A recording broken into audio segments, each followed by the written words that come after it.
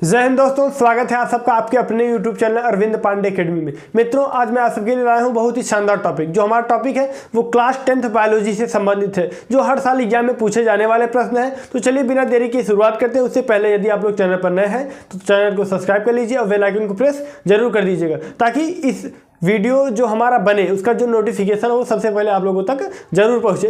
तो और लाइक करना नहीं भूलेगा। तो चलिए बिना देरी की हम शुरुआत करते हैं।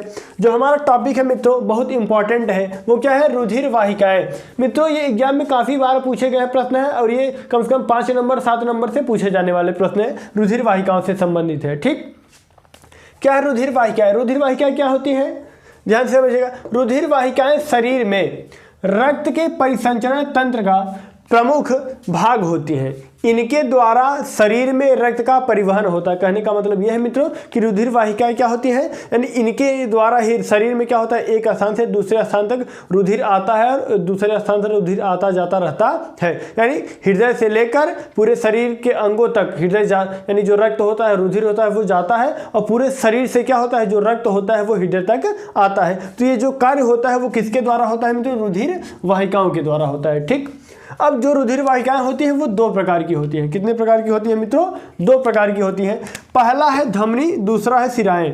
पहला क्या है? धमनी, दूसरा क्या है? शिराएं। अब हम बात कर लेते हैं कि जो धमनी होती है वो क्या होती है। ठीक, ऐसी रुधिर वाहिकाएं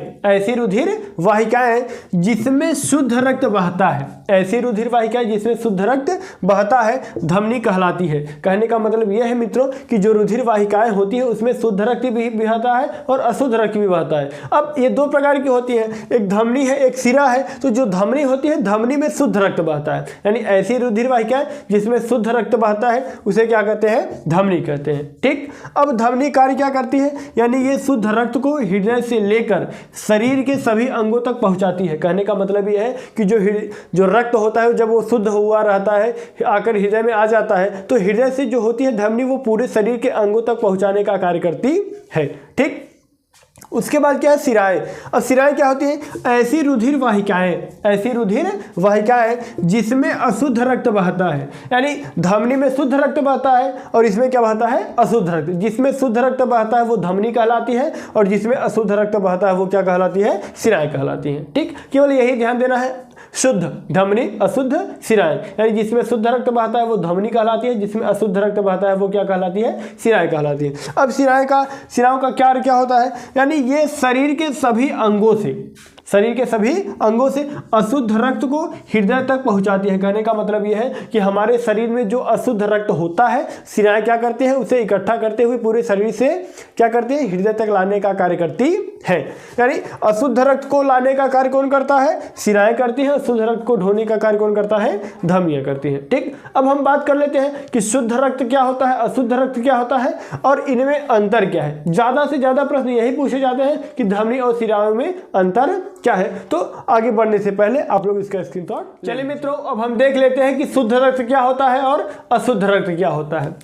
तो शुद्ध रक्त यानी ऐसे रक्त जिसमें ऑक्सीजन पाया जाता है, ऐसा रक्त जिसमें क्या पाया जाता है? ऑक्सीजन पाया जाता है, उसे शुद्ध रक्त कहते हैं। यानी ऐसा रक्त जिसमें ऑक्सीजन की मात्रा हो, ऑक्सीजन हो, उसे क्या कहते हैं? शुद्ध रक्त। और ऐसा रुधिर या ऐसा रक्त जिसमें कार्बन डाइऑक्साइड का मतलब होता है मित्रों CO2। क्या होता है? CO2। यानी ऐसा रक्त, ऐसा रुधिर जिसमें कार्बन डाइऑक्साइड पाया जाता है उसे अशुद्ध रक्त कहते हैं और जिसमें ऑक्सीजन पाया जाता है उसे क्या कहते हैं? शुद्ध रक्त कहते हैं। अब कुछ बच्चों के मन में डाउट होता है कि सर जी कि जो रक्त का शुद्धिकरण होता है वो हृदय में होता है। तो एक बात ध्यान दीजिएगा, यह प्रैक्टिकल वाइवा से लेकर एग्जाम में भी पूछा जाने वाला प्रश्न है, तो वीडियो को स्किप मत करिएगा। क्या है मित्रों कि रक्त फेफड़े और वृक्क में शुद्ध होता है। कहने का मतलब ये बात बहुत इंपॉर्टेंट है। ज्यादातर बच्चे जानते हैं कि हृदय में रक्त का शुद्धिकरण होता है, तो ऐसा नहीं है। जो रक्त का शुद्धिकरण होता है वो रक्त में होता है, रक्त जो होता है वो फेफड़े और वृक्क यानी किडनी में होता है। ये बात आप लोगों को ध्यान में रहे। ठीक, अब हम बात करेंगे कि धमनी और शिराओं में अंतर क्या है, लेकिन आगे बढ़ने से पहले आप लोग इसका स्क्रीनशॉट ले। हम देख लेते हैं कि इस वीडियो में सबसे महत्वपूर्ण जो प्रश्न था वो क्या है। हेडिंग है धमनी और सिरा में अंतर। एग्जाम में काफ़ी बार प्रश्न पूछा गया है, तो हम देख लेते हैं इसमें अंतर क्या क्या है। इसका जो अंतर है वो बहुत सरल है, ध्यान से समझिएगा। क्या है, धमनी एक तरफ हो गया, सिरा एक तरफ हो गया। ठीक, अब हम देख लेते हैं पहला क्या है, धमनी में शुद्ध रक्त बहता है, यानी जो धमनी होता है उसमें क्या कौन सा रक्त बहता है, शुद्ध रक्त बहता है। और सिरा में क्या होता है, सिरा में अशुद्ध रक्त बहता है। धमनी में शुद्ध रक्त बहता है, सिरा में क्या बहता है, अशुद्ध रक्त बहता है। ठीक, दूसरा क्या है, इसकी दीवारें मोटी तथा लचीली होती है, यानी जो धमनी की दीवारें होती है वो मोटी होती है और लचीली होती है, और जो सिरा होता है इसकी जो दीवारें होती है वो पतली होती हैं।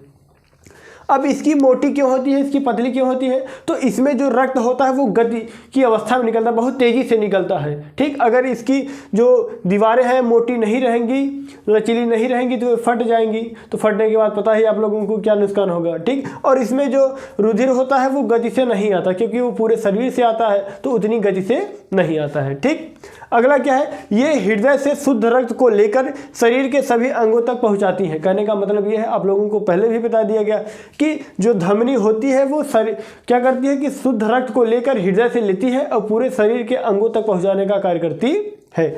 और जो सिरा होता है यानी वो क्या कार्य करती है, ये शरीर के सभी भागों से, सभी अंगों से क्या करती है, अशुद्ध रक्त को लेते हुए कहाँ तक पहुंचाने का कार्य करती है, हृदय तक पहुंचाने का कार्य करती है।